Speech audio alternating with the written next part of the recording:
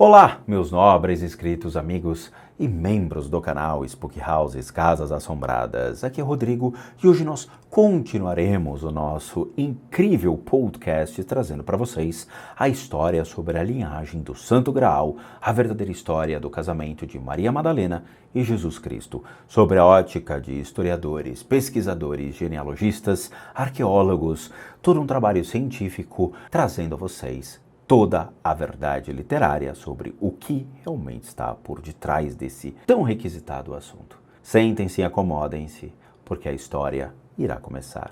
Toda a propriedade da igreja foi confiscada pelos magistrados, enquanto todos os livros, testamentos e doutrinas escritas da fé foram queimados em praças públicas.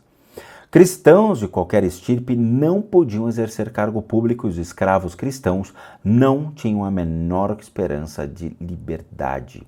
A proteção da lei romana foi suspensa e aqueles que contestavam os editos eram queimados vivos lentamente ou comidos por animais nas arenas. Diocleciano tentou rechaçar as persistentes agressões dos invasores bárbaros, descentralizando o controle e estabelecendo duas divisões do Império. A partir de 293 d.C., o Império Ocidental passou a ser administrado da Gália, enquanto que o Oriental se centralizava em Bizâncio, na atual região noroeste da Turquia. Mas os ataques continuaram, em particular com novas invasões ocidentais por parte das tribos germânicas dos francos e alemânicos, que anteriormente não tinham conseguido atravessar o Reno. Os romanos já não eram mais um poder invasor, agora eles eram as constantes vítimas da insurgência de todos os lados. Um dos mais cruéis perseguidores do regime de Diocleciano foi Galérico, governador das províncias orientais. Ele ordenou que qualquer pessoa que não venerasse o imperador acima de tudo fosse executada de forma dolorosa.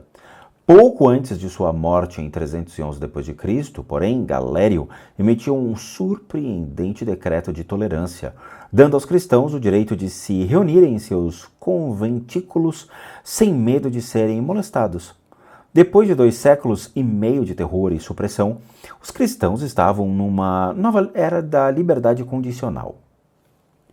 Em 312 d.C., Constantino se tornou imperador no Ocidente, governando em conjunto com Licínio no Oriente.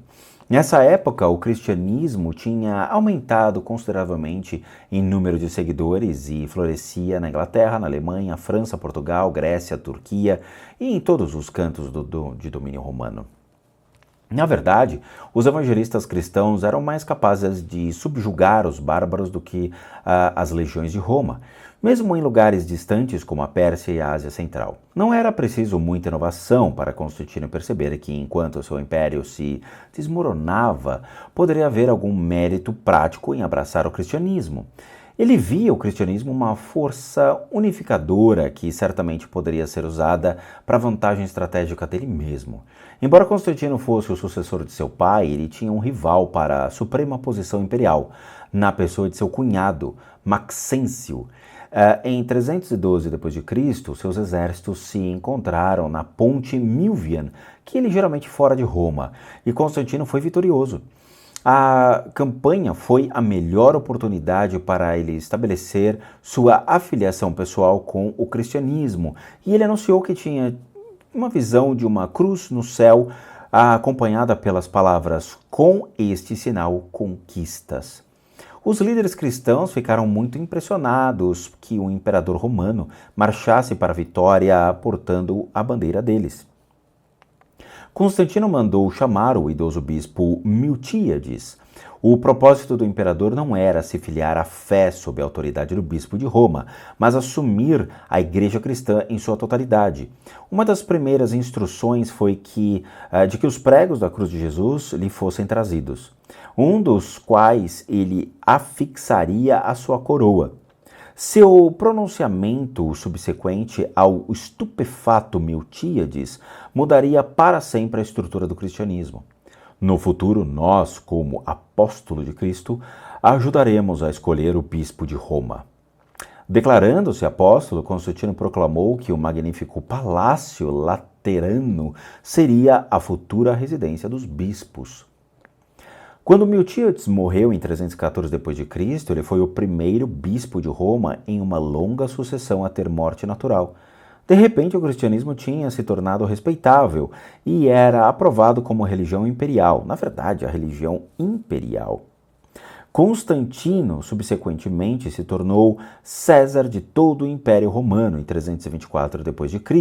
e passou a ser conhecido como Constantino o Grande. Para substituir Miltíades, então Constantino, quebrando a prática tradicional, escolheu seu associado, Silvestre, como o primeiro bispo imperial. Ele foi coroado com grande pompa e cerimônia. Uma grande diferença dos obscuros procedimentos comuns ao antigo ritual cristão. Os dias de medo e perseguição tinham acabado, mas o preço alto por essa liberdade era a veneração ao imperador. Precisamente o que os predecessores cristãos tentavam com tanto afinco evitar. Os sacerdotes existentes não tinham escolha na questão e eram instruídos a aceitar que a sua igreja estava agora formalmente atrelada ao império. Era agora a igreja de Roma. Silvestre estava entusiasmado demais para perceber a armadilha a qual estava sendo levado, ou mesmo levando os discípulos de São Pedro. Ele só via a rota de salvação oferecida por Constantino. Embora esse passo monumental garantisse aos cristãos o direito de andar e se pronunciar livremente entre a sociedade, sua hierarquia estava encerrada em ouro, joias e todo o aparato que o próprio Cristo negava. Muitos seguidores da fé se sentiam ultrajados, pois seus líderes tinham sido seduzidos e corrompidos pelo próprio regime que baniria seus ancestrais. Eles declaravam que o novo status de aceitabilidade não era uma vitória da conversão, era uma nuvem maligna da derrota absoluta, uma profanação de todos os princípios considerados tão sagrados. Até aquele ponto, a mensagem cristã vinha ganhando apoio em todos os setores. Aqueles que pregavam o evangelho sabiam que o Constantino e seus predecessores estavam seriamente enfraquecidos diante do sucesso gradual e evidente do cristianismo. Afinal de contas, aquele fora o motivo pelo qual o pai de Constantino tinha se casado com a princesa cristã da Grã-Bretanha, Elaine, que seria a Santa Helena. Silvestre e seus colegas em Roma talvez tenham considerado a nova aliança uma manobra politicamente segura, mas os emissários do campo a viam exatamente como era, um subordinado estratégico por parte do inimigo.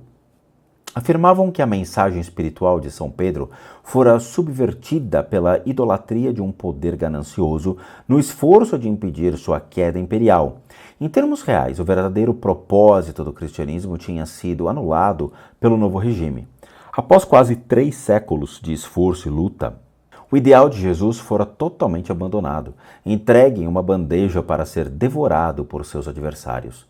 À parte os vários cultos, os romanos vinham venerando seus imperadores como deuses descendentes de outros deuses, como Netuno e Júpiter. No concílio de Arles, em 314 d.C., Constantino reteve seu status divino, introduzindo o Deus onipotente dos cristãos como um patrono pessoal.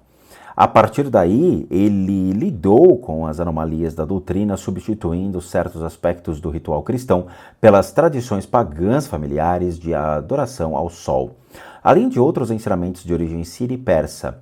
Em suma, a nova religião da Igreja Romana fora construída com um híbrido para agradar a todas as facções influentes.